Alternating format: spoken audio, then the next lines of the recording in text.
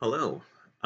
So we're here with the third video in the series of helping prepare you for the 2021 school year. And so today I want to talk about planning to acknowledge appropriate behaviors, as this was one of the real big areas that schools were really thriving with, or if this hadn't been addressed on campus, uh, there was a lot of capacity to build this and improve some of these things. So I want to talk again about the why, what, how when it comes to acknowledging appropriate behavior.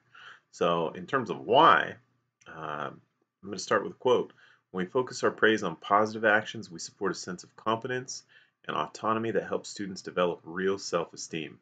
And I bring this up because one of the things that I hear often when I go to school sites in terms of acknowledging students and acknowledging appropriate behavior of students is that we shouldn't have to bribe kids for doing what they should already be doing. I hear it quite a lot. And what I would say to that is that truly, if we're talking about a bribe is something that you sort of do ahead of time. I go to someone I trust and say, hey, I'm going to give you something to do this. And that's not really the same thing that we're talking about here. We're talking about students taking action, and when it's appropriate, they can, in some cases, earn acknowledgement, which is not a lot different than how we might get paid to do our job well or get fired when we don't. And so there's kind of that piece of it.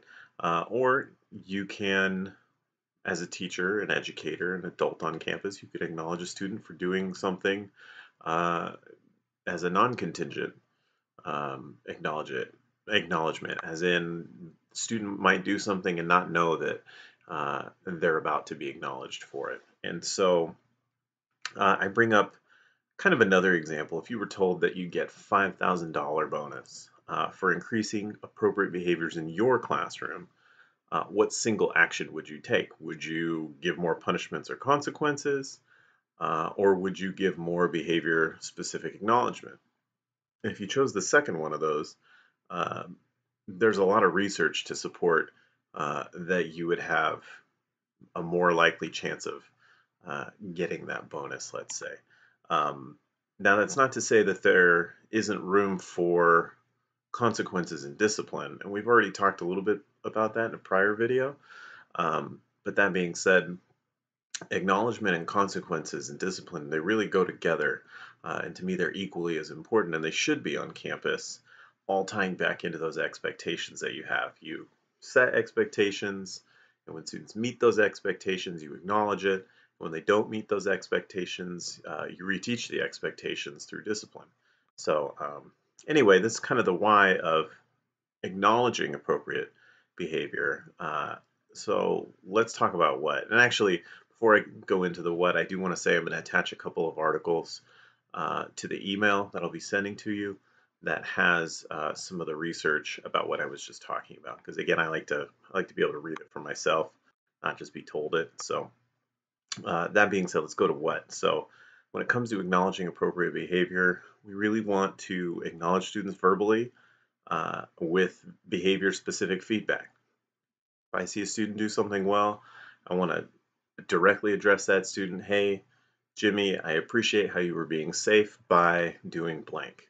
I appreciate how you were showing pride by doing blank. Whatever your school's expectations are, you really want to not only tie into those expectations, but then be specific about what it is that they did and how that matched the expectation.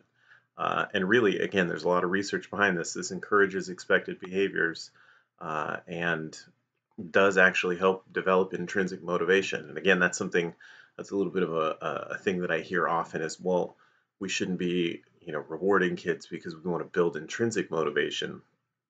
I think of it as a scaffold, just like we would scaffold instruction. If a student doesn't know how to do something, we build capacity in that student and then we remove the scaffold. And that's the idea. And that's what research does actually support.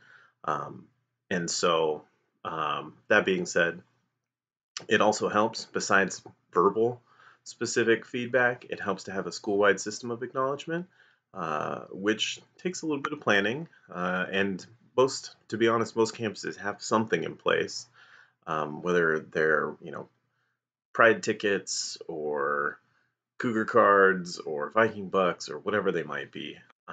But you want to have a system that has the ability to be a little bit flexible. So, is there a way to acknowledge students frequently with that verbal feedback or something tangible like a ticket or a note home? Are there opportunities then to acknowledge students intermittently from time to time? That could be, and I've given examples here: phone calls, special privileges, things that happen occasionally but not immediately and often. And then occasional things, big things, special projects, recognition for the principal, special awards at an award ceremony. Those could all be examples of kind of the what that you could do. So then it comes to the how. How do you do that?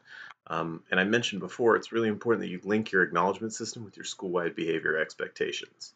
So if you have expectations, you want to acknowledge those expectations, and that means they need to be linked together. So if you say at your site that you are safe, responsible, and respectful, then you want to reinforce those behaviors, those expectations by acknowledging when students are being safe, responsible, and respectful. Um, Another piece for how is make your tangible or token acknowledgement, that thing that maybe you give to students, easy to use and or distribute. That goes for all levels, elementary, middle, high school.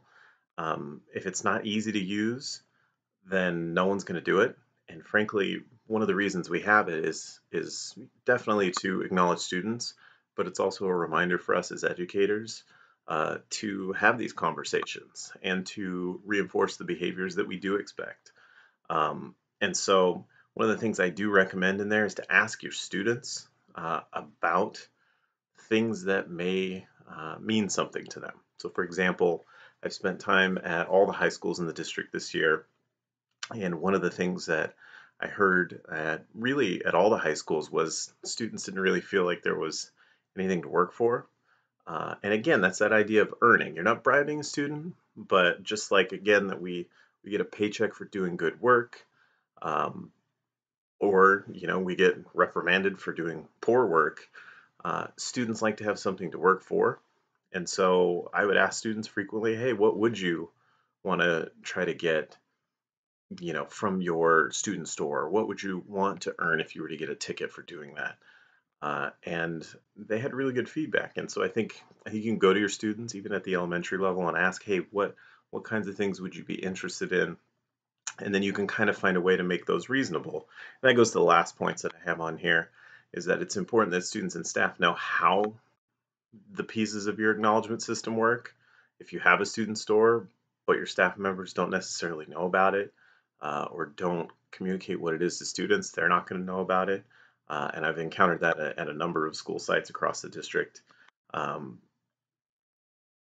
in small cases. Not all students are, um, what do we say? Not all students would say that, but there are students that I would ask about that, and they wouldn't really know what it was, where it was, that kind of thing. And then finally, it's really important to know, say you do have a student store or you do have a special acknowledgement system in place for students.